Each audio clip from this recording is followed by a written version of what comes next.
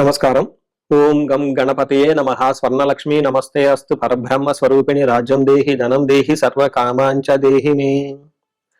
అందరికీ స్వర్ణలక్ష్మి అమ్మవారు ఎప్పుడు ప్రతి నిమిషం సంతోషంగా ఉండే విధంగా, చక్కగా నవ్వుతూ ఉండే విధంగా, ఆనందభరితంగా ఉండే విధంగా మనల్ని అనుగ్రహించాలని, అంతేకాకుండా మనందరికీ రాజ్యాధికారం ఉండే విధంగా అనుగ్రహించాలని, అమ్మవారు మనందరికీ సమృద్ధిగా ధనం ఇవ్వాలని, అంతేకాకుండా ప్రతి ఒక్కరికి వాళ్ళ మనసులో ఉన్న కోరిక తక్షణమే నెరవేర్చే విధంగా అమ్మవారికి మనకు ఆశీర్వాదం ఉండాలని చెప్పేసి కోరుకుంటూ ముందుకెళ్దాం.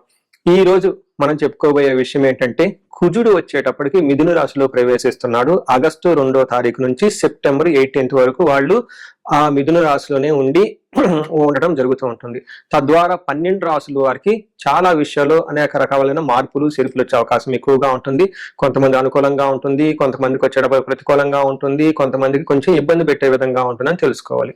కుజుడు వచ్చేటప్పటికి ధైర్యానికి, పరాక్రమానికి, హీరోయిజానికి సంబంధించిన గ్రహము. కుజుడు వచ్చేటప్పటికి ఎనర్జీ, స్ట్రెంగ్త్, ఇనిషియేటివ్ పనికి ముందుకెళ్లాలని దానికి సంబంధించిన గ్రహము. యంగర్ బ్రదర్స్ సిస్టర్స్ ఎవరుంటే వాళ్ళకి సంబంధించిన గ్రహం. అంతేకాకుండా మోస్ట్ ఇంపార్టెంట్, కుజుడును భూమి పుత్ర అంటారు. అంటే ల్యాండ్స్, ప్రాపర్టీస్, బిల్డింగ్, కన్స్ట్రక్షన్ వీటికి సంబంధించిన గ్రహం. కుజుడు వచ్చేటప్పటికి మిలిటరీ, పోలీస్, సైన్యాధ్యక్షుడు ఇలాంటి వాటికి సంబంధించి వెపన్స్ కి సంబంధించిన గ్రహము. అలాగే కాకుండా కుజుడు వచ్చేటప్పటికి fire, heat, engineering, technology, force ని అప్లై చేసే ఇట్లాంటి పనులన్నిటి కూడా కుజుడికి సంబంధించిన గ్రహం. ఇలాంటి కుజుడు మిథున రాశిలో 45 రోజులు సుమారు ఉండటం వల్ల మిగతా 12 రాశుల వరకు ఎలా ఉందో మనం చూద్దాం. ధనుసు రాశి చూసుకుంటే ఈ రాశి వాళ్ళకి కొంచెం ఇబ్బందిగా ఉంది సహజంగానే. ఎందుకంటే అష్టమ శని ఉండటం వల్ల, అష్టమ గురువు ఉండటం వల్ల జాగ్రత్తగా ఉండవలసిన రాశి ఈ రాశి.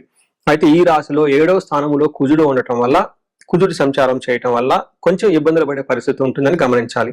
దాంట్లో భాగంగా వివాహానికి సంబంధించిన వ్యవహారాల్లో ఒడిదుడుకులు ఉండే అవకాశం ఎక్కువగా ఉంటుంది.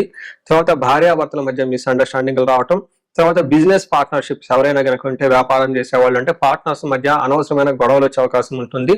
పబ్లిక్ గా డీలింగ్ చేసేటప్పుడు, పబ్లిక్ గా మాట్లాడేటప్పుడు, రాజకీయ నాయకులు పబ్లిక్ ప్లేస్ లో ఉండేటప్పుడు వీళ్ళకి మిశ్రమ స్పందన ఆడియన్స్ నుంచి వచ్చే అవకాశం ఎక్కువగా ఉంటుంది. కోపంగా మాట్లాడి అనవసరమైన వాటికి రెస్పాండ్ అయ్యి ఇబ్బందులు పడే అవకాశం ఉంటుంది. అంతేకాకుండా కాంట్రాక్ట్ ఉద్యోగులు ఎవరికైతే ఉంటో ఈ కాంట్రాక్ట్ సైన్ అయ్యే విషయంలోనూ, లేదంటే కాంట్రాక్ట్స్ అప్ అండ్ డౌన్ ఏదైనా చేసుకునే విషయంలో కొంచెం ఇబ్బందులు పడతారని గమనించాలి. అయితే మనకి ధనుసు రాశి వారికి సంస్కృతంలో మన మహర్షులు శ్లోక రూపంలో చెప్పడం జరిగింది. అది అన్న వస్త్రాది రాహిత్యం సదా క్లేశ జీవనం స్వబంధుభి కువార్త పుత్ర భాతృణం క్రోధ సప్తమిగే కుజ అంటారు. అంటే 7వ స్థానంలో ఎప్పుడైతే కుజుడు ఉంటారో అన్న వస్త్రాది రాహిత్యం అంటే సరైన టయానికి భోజనం చేయకుండా ఉండటం, కొన్ని విషయాల్లో ఎక్కడికన్నా షాపింగ్ కానీ ఎక్కడికైనా వెళ్ళాలి అనుకుంటే అది వెళ్లకుండా పోషిపోయే అవకాశం ఎక్కువగా ఉంటుంది. సదా క్లేశం, ఎప్పుడు ఏదో ఒక మనసులో బాధపడుతూ ఉంటారు. స్వబంధుభి, బంధువుల ద్వారా మాత్రమే వీళ్ళకి కొంచెం అవమానాలు వచ్చే అవకాశం ఉంటుంది. వాళ్ళ ద్వారా భయం గొలిపే సంఘటనలు ఉంటాయని గమనించుకోవాలి. దీనితో పాటుగా కువార్త, చెడు వార్తలు వినే అవకాశం ఎక్కువగా ఉంటుంది. పుత్ర భాతృణం క్రోధ సప్తమిగే కుజ అంటారు. అంటే పుత్రుల ద్వారా, సంతానం ద్వారా, లేదంటే అన్నదమ్ముల మధ్య గొడవలు వచ్చి, మనస్పర్ధలు వచ్చి, విభేదాలు వచ్చాయని గమనించుకోవాలి. అయితే 10వ స్థానంలో దృష్టి ఉండటం తోటి ప్రొఫెషనల్ మ్యాటర్స్ లో చాలా బాగుంటుంది, గ్రోత్ఫుల్ గా ఉంటుంది, ప్రమోషన్స్ వచ్చే అవకాశం కూడా ఎక్కువగా ఉంటుంది. ఇంకొక విషయం గమనించుకోవాల్సిందంటే ఫైనాన్స్ విషయంలో, అంటే దాచుకున్న సంపదలు ఏమైనా ఉంటే, కూడబెట్టుకున్న సంపదలు ఏమైనా ఉంటే అవి కోల్పోయే అవకాశం ఎక్కువగా ఉంటుంది. టోటల్ గా చూసుకుంటే ఈ యొక్క కుజ సంచారం ధనుసు రాశి వారికి కొంచెం జాగ్రత్తగా ఉండవలసిన టైం అని చెప్పేసి గమనించుకోవాలి. మనం ఈ రాశి వారికి పరిహారాలు చూసుకుంటే ఇందులో పరిహారాలు 2-3 రకాలుగా చెప్తానండి. ఒకటి సెల్ఫ్ రెమెడీస్, మీరు చెప్పుకునే పరిహారాలు చెప్తాను.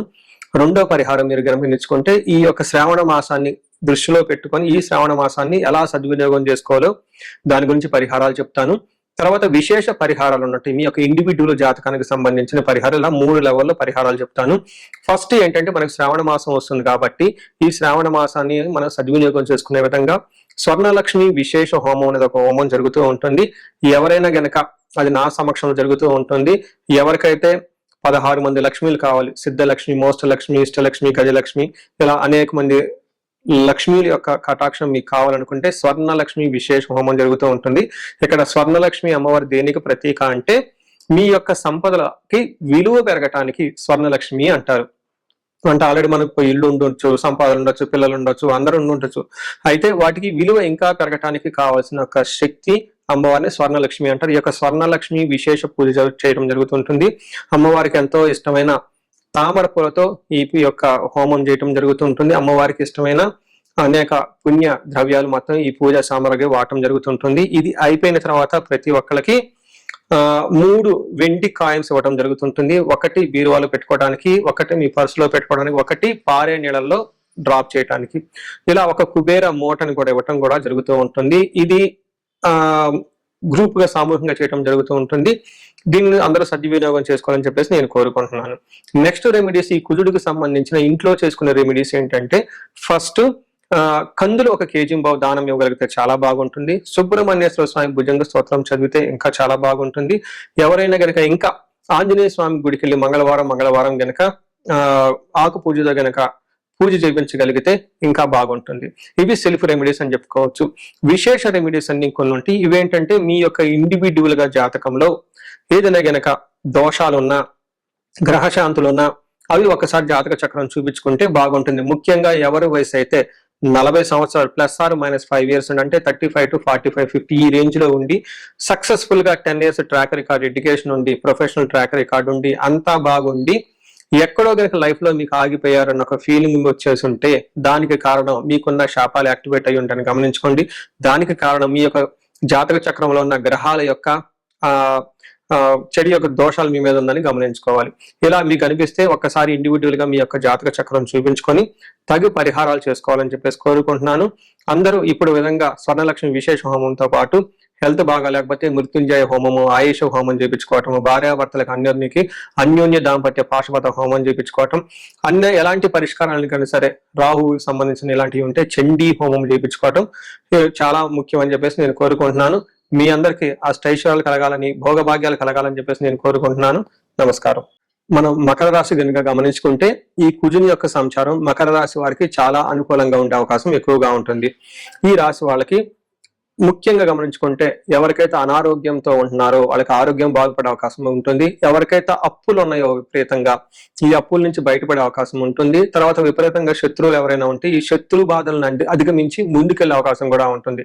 దీనితో పాటు లిటిగేటెడ్ మ్యాటర్స్ ఏమైనా ఉంటే కోర్టు వ్యవహారాలు కానివ్వండి, కాంట్రవర్సీ పనులు కానివ్వండి, భూమికి సంబంధించిన వ్యవహారాల్లో లిటిగేషన్స్ ఉన్నా కానీ ఈ టైంలో వీళ్ళకి అనుకూలంగా ఉంటుంది.